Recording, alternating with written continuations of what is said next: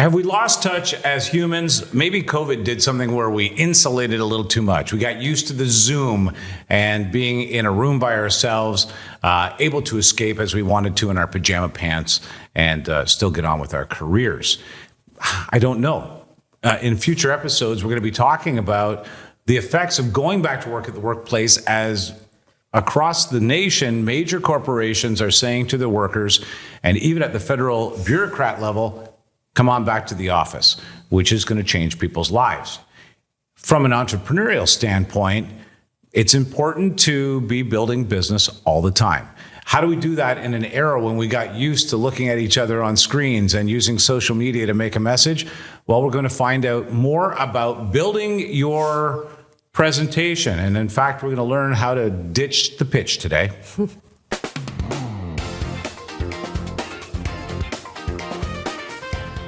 Natalie Colalillo, my neighbor, my friend. We have spent time in the same community. I know you as an entrepreneur that entire time with Happy Healthy Women. Thanks for coming by. Thanks for having me. I appreciate this.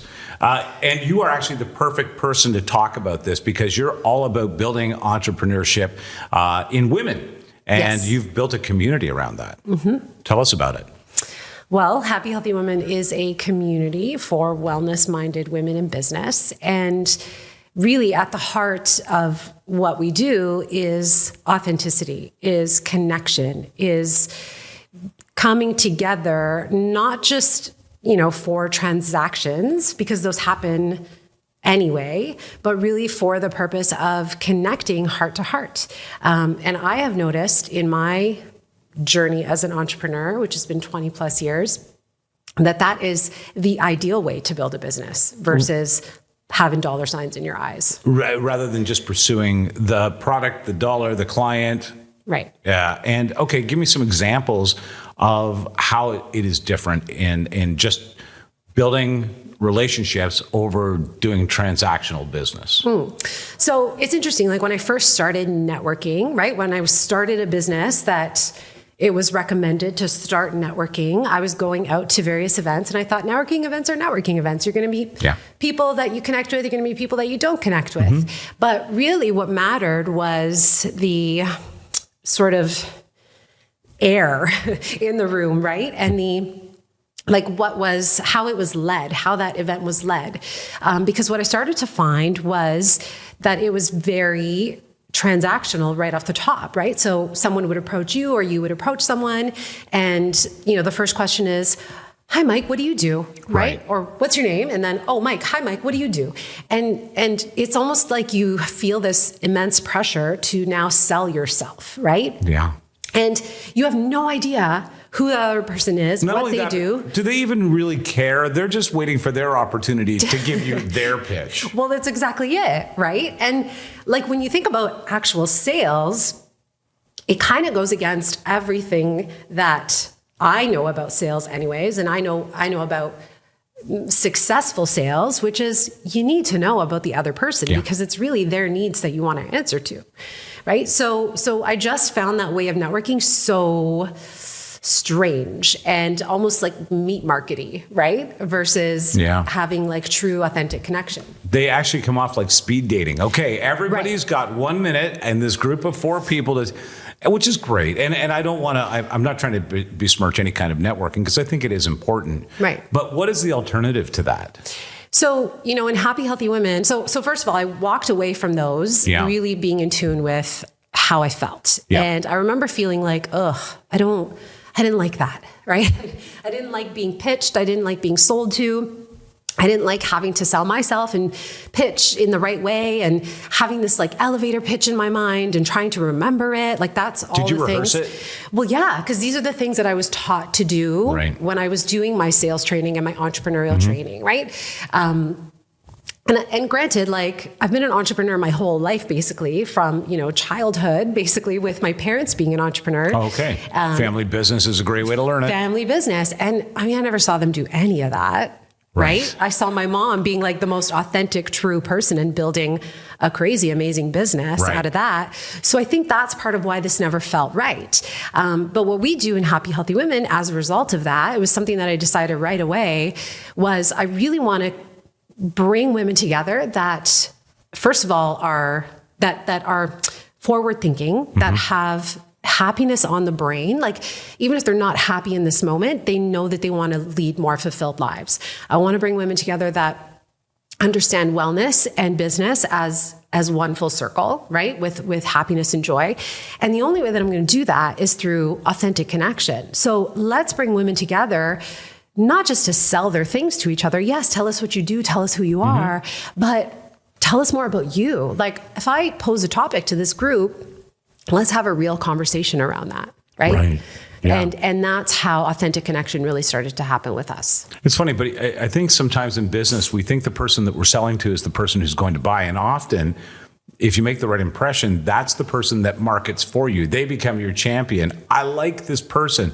I like what they're all about. They're a dad, and they're also a member of the community. And I love the way that they make home wine, or whatever the case. Right. That connection is important in them recommending you to somebody. Oh, I also know that they're in the networking planning game. Right. So maybe I should connect you to, because your personality and their personality could be, and I think that that's important, and we forget that. Right. I think that we market by the numbers often. The CRM gets filled out, we follow up, there's a chart, and networking just becomes part of that process normally. Right. Yeah. And I think it's important to remember as well that the minute we step into, a conversation with someone that we're hoping becomes part of our business or anywhere, right? Like in terms of business and representing our business, we're representing a brand, right? That's true. And so if we start to think about, like, I always recommend this to my clients, like, start to think about the last, say, 3 purchases you made. What did you buy? Whether it's a coffee or lunch or yoga pants. Where did you go? What did you buy? By the way, that was why? the last 3 things I purchased. Right? But you have to think about, like, why did I make that purchase at that place? Right. You had a connection to the brand, most likely in all 3 of those spaces. Yeah. Right? And whether it was recommended to you, that you already enjoy that brand and it's become comfortable for you in your life, or, it's something that only as a brand and you're trying for the first time. Right. So I guess what you're saying is, you're the brand, I'm the brand, be a genuine quality brand. Yeah. First and foremost. Yeah, right. Because people do business with those they know, like, and trust. Yeah. And whether you're a corporate brand like Lululemon, or whether it's a small mom and pop shop, people are making decisions to buy based on that brand. And that totally makes perfect sense. Right, Yeah. And then you even price compare against that brand. Everything becomes comparative to that brand in the same category. If something new arrives, is it as good as Kleenex is, Right. for example? Yeah. Today's show is brought to you by Kleenex. By the way. Having said that, okay, so now we're out there. We've got a good vision of our brand. We know what the mission is. How do we connect anymore? I mean, if it isn't via email list, if it isn't via social media, if it really does need to be a good connection and you're not in a major city center, how do we start to do this? And I don't even know if we're going to have the answers, Right. But it seems important.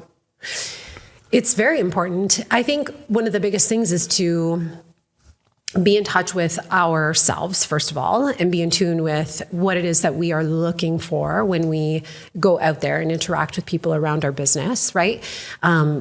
Like I've said it already in this interview, but if we're going out there with dollar signs in our eyes, then that's kind of like, you can see that a mile away, right? But it's hard not to. Well, especially in an economy that seems deteriorating around us. Yeah. Inflation going through the roof.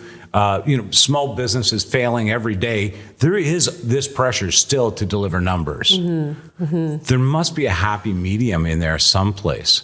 Well, we all want to do business for sure. And of course, like any smart entrepreneur is going to have their eyes on the numbers, but we can't let it dictate being human in our interaction. Right. That comes first. Connection comes first. Because we need to be out there building that know, like, and trust factor. And the only way we're going to do that, and so it's really interesting, because if you try to build that know, like, and trust factor, you're almost depleting the authenticity, right? But if you just decide, I'm just going to be me, I'm going to stay in my authenticity, then you can really develop amazing connections with people. And like you said, if it's not them that's doing business with you, they're referring. Tell me what this means. Your motto, and I love this the other day, was ditch the pitch. Yeah. Everybody's out there with this pitch that we talked about. Is it just a matter of starting there, do you think, and saying, okay, I'm going to leave this, I'm going to leave my little pitch aside here, and I'm going to have a conversation with Natalie about life or about what? How do you envision these interactions coming on? Is it in a group scenario like what Happy Healthy Women do? Well, it's so interesting because we still want to be able to confidently share what it is that we do and have people understand that clearly, right? Like that's true. That is one of our objectives when we go out and we are networking and we are connecting. However, what I have seen, and Happy Healthy Women's been around for 14 years, so I've seen a lot of the pitch, which is why I decided, okay, ditch the pitch, because it's working against you. Because what I've seen is people literally like writing it, and I was there too. I did this too when I was first getting trained, right? Write it out and memorize that. And that's what you say. And there's these hot buttons that you need to have in there and memorize that. And when you go out into a networking event, in any setting, when someone says, what do you do? This is what you say. So there's a few reasons why that doesn't work. It's a memorized script, right? And being in the business that you're in, like sometimes that's not the best way to. It does come off a little stiff at times, and thank goodness, because I couldn't memorize something if you held a gun to my head. So handy in my case, but you're right. I think people rely on that because speaking to a new person or speaking in public is terrifying to people. Right. So to have your shtick ready to go, I think has been a crutch that people leaned on for many years. For sure. And the script is definitely like something that people are like, okay, I can do this, I can memorize this, and I can go and I can say what I do and then take a deep breath, right? Yeah. But the other thing that it does is if you say something often enough as a memorized thing, unless you're an actor, right? Where you're being paid to put emotion into it, a lot of the times emotion gets erased from that script, that memorized thing. So what I recommend to people, they always tend to start with, okay, before you say your rehearsed speech, everybody does the same thing. They start with the word so, and that's their reset to get their speech out and start the process, right? Right. When people are speaking genuinely, the first thing they say is, hi, everybody. Yeah.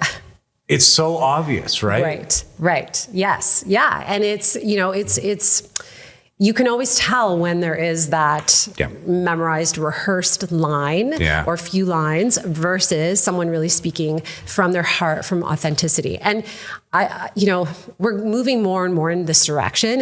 We've already been there for quite a few years now, where the corporate sort of structured, hard, very masculine energy way of doing things, and I only mean that from an energetics perspective, is sort of falling away, and people want truth, they want authenticity, especially with the social media, like being where it is, right? Truth and authenticity really shine through. So what I always recommend to people when they're like, okay, what about my elevator pitch? And I've had people say, can you coach me on my pitch? And I always say, ditch the pitch. Like, throw it out and start talking to me about what you do with your heart and your passion front and center. Because once that starts to happen, people start to use the words like I have one, you may have met her, Debbie, who does vision boards in. I do know Debbie, yes. Right. Yeah. And we were talking about this one day. I was doing a class on networking, and I said, Deb, what are you obsessed with? And she's like, I'm obsessed with vision boards. And I was like, okay, right now you just lit up when you said that. But tell me your pitch, and you're like, hi, I'm Debbie, and I have a vision board business, and I train trainers, and okay, great. But what are you obsessed with? Yeah, don't be a brochure. No. Be enthused and engaged in what you do, right? Yeah, because I would rather work with someone who's obsessed with vision boards than someone who created an academy around vision boards. Now, you're a conscientious person, and therefore, before we did this interview, you asked me, what are we going to talk about? And I said, let's talk about networking in this modern era. Right. But I will give you credit. You never once said, ask me this about my business. What what sort of topics are we going to hit? You showed up genuinely ready to have a discussion, representing yourself no matter what arrived. And I think that's the key to this. When you've got an elevator pitch and you're done with the elevator pitch and anybody has any opposition, anything to add, and you've closed that book, you suddenly are lost in your own space. Right. Yes. People know what they do. People love what they do, and they describe it best. Right. Right. Yeah. So, I mean, if you're on the receiving end of that, then my next question to that person would be, if they've delivered their pitch to me, I'd be like, amazing. What do you love about it? Or you must love that. Right. Or what does that do for you? Because it's so true, because at that point they get into themselves participating in their dream. Yes. Their entrepreneurship. Yes. Yes. Wow. And that's so key. What do you recommend people think about when you want to get out there and network? And by the way, that feels awkward for a lot of people. Even salespeople don't like to enter a room full of people they don't know. Right. Are there any key calm makers that you would recommend or advice to people going into a networking scenario, maybe for the first time or in a different way? I mean, first of all, I would say not every event is for everybody, right? And so look for events that you are going to resonate with, like even just the branding of the event, the words of the event, like the description of the event. That should tell you a little bit more about the pictures around it. Like that should tell you a little bit more about what it's going to be like. Right. And so there's a reason why we used very relaxed pictures of women. They're not wearing like corporate suits. They're like, generally like dressed, nice casual, and, they're laughing and smiling and having coffee and conversation. Yeah. And a lot of it is our own photography, right? For that reason. But, all of that is very important. So choose an event that resonates with you. And, sometimes like for women, I know that they really love to enter spaces that are all women so that they start to feel comfortable with networking. Right. And then, they can start to move into events with both men and women. But I think it just really depends on, does that resonate with you off the top? And if the words are speaking to you, then go for it. Ditch the pitch, but for goodness sake, get out there and network and build your business. Natalie, thank you so much. Where can people find out more about Happy Healthy Women? hhwglobal.com and on Instagram as well. Facebook. I appreciate this. Thank you so much for joining us. And here, I have rehearsed this. Please like, subscribe, share it with a friend. Dislike if you need to, but engage with us. And feel free to send your questions, comments along. We do appreciate them. And we'll catch you next time. Bye.